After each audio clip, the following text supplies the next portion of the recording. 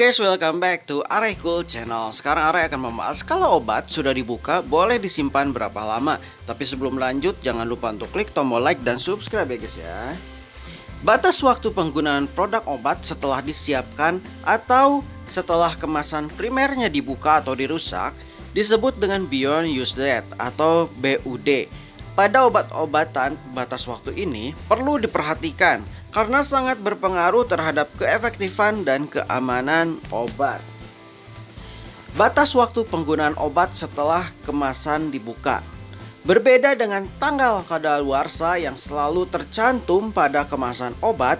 Beyond Use Date seringkali tidak dicantumkan, sehingga sebaiknya kita mengetahui tentang hal ini. Tidak semua obat harus dilakukan penentuan Beyond Use Date-nya ya guys ya, selama obat tersebut tidak dibuka dari wadah primernya, maka tanggal kadaluarsa masih dapat digunakan. Sediaan yang perlu ditentukan tanggal BUD-nya adalah obat yang telah dikemas ulang, obat dengan wadah multidosis, dan obat racikan. Kamu bisa mendapatkan informasi perihal BUD obat yang kamu beli pada apoteker, terutama jika kamu membeli obat pada tempat pelayanan kesehatan seperti rumah sakit, klinik, atau apotek. Tetapi jika tidak, maka yang perlu dilakukan terlebih dahulu adalah mengecek pada kemasan atau brosur obat. Umumnya BUD tercantum pada bagian stabilitas atau penyimpanan obat. Apabila pada kemasan atau brosur tidak ditemukan penetapan BUD obat, maka dapat menggunakan acuan sebagai berikut. Yang pertama, obat yang dikemas ulang ya guys ya. Pengemasan ulang biasanya dilakukan pada obat-obat yang memiliki jumlah yang banyak pada satu wadah, sehingga perlu dipisahkan dalam jumlah yang lebih kecil atau sesuai kebutuhan. Umumnya berupa tablet atau kapsul yang dikeluarkan dari wadah primernya. Sebaiknya obat-obat ini digunakan tidak lebih dari 6 bulan sejak obat dikemas ulang. Obat dengan wadah multidosis, yaitu obat yang digunakan berkali-kali pada wadah yang sama. Contoh sediaan obatnya adalah sediaan sirup atau insulin pen, di mana penggunaan obat-obat tersebut bisa lebih dari sekali pada wadah yang sama. Sediaan sirup. BUD sediaan sirup adalah 3 bulan setelah obat tersebut dibuka. Untuk sediaan sirup kering, di mana diperlukan penambahan air sebelum digunakan, umumnya memiliki waktu berkisar antara 7-14 hari setelah tercampur air. Sediaan salep atau krim. BUD sediaan krim atau salep adalah 3 bulan, kecuali dinyatakan lain pada kemasan obatnya. Sediaan obat tetes atau salep mata dan tetes telinga. Sediaan obat tetes atau salep mata dan tetes hidung tergolong sediaan steril, sehingga BUD yang dimiliki cukup pendek, sekitar 28 hari sejak kemasan dibuka. Lebih dari waktu yang ditentukan, maka resiko kontaminasi semakin besar ya guys ya. Selanjutnya pen insulin. Sama dengan sediaan obat tetes, insulin pen juga merupakan sediaan steril, sehingga BUD sediaan ini berkisar 28-30 hari setelah dibuka.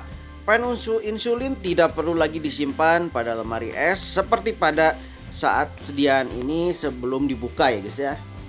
Lalu obat racikan. Penetapan BUD obat racikan akan lebih rumit karena obat dihancurkan dan dicampurkan dengan obat atau bahan lainnya. Informasi BUD dapat ditetapkan oleh peracik obat karena mereka yang cukup mengetahui stabilitas serta tanggal obat tersebut dibuka. BUD maksimal untuk sediaan padat yang diracik adalah 6 bulan. Tetapi pada umumnya kurang dari itu, sedangkan untuk sediaan semi padat seperti krim dan salep tidak lebih dari 30 hari. Nah, ini ada tabel mengenai waktu kadaluarsa atau Beyond Use Date ya guys ya. Sediaan injeksi menurut kategori resiko kontaminasi. Dari suhu kamar, kulkas, suhu beku, lalu ada resiko kontaminasi rendah, sedang, dan tinggi ya guys ya. Cara menyimpan obat yang sudah dibuka. Selain berdasarkan BUD, sebaiknya pula tetap memperhatikan kondisi fisik obat. Perubahan bentuk warna, bau, dan tanda kerusakan lain dapat berarti bahwa obat sudah tidak aman lagi digunakan. Walaupun ternyata obat belum melewati batas waktu BUD dan tanggal kadaluarsanya. Kondisi saat penyimpanan sangat mempengaruhi stabilitas obat ya guys ya. Suhu kelembaban tempat penyimpanan harus diperhatikan, begitu pula dengan paparan cahaya. Obat memiliki suhu penyimpanan yang berbeda-beda. Sebagian obat disarankan disimpan pada suhu ruangan yaitu kurang dari 30 derajat Celcius, sedangkan sebagian yang lain disarankan untuk disimpan pada suhu lemari pendingin 2-8 derajat Celcius. Bahkan ada obat yang harus disimpan di suhu beku dan sebagainya. Beberapa obat juga diketahui memiliki sensitivitas ya guys ya terhadap cahaya matahari, dan beberapa yang lain sensitif terhadap kelembaban. Oleh karena itu, obat sebaiknya disimpan pada tempat terlindung dari cahaya matahari dan terhindar dari kelembaban.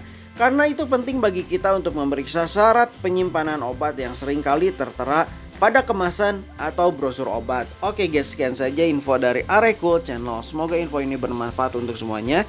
Dan jangan lupa untuk klik tombol like dan subscribe ya guys ya. Dan see you, bye bye.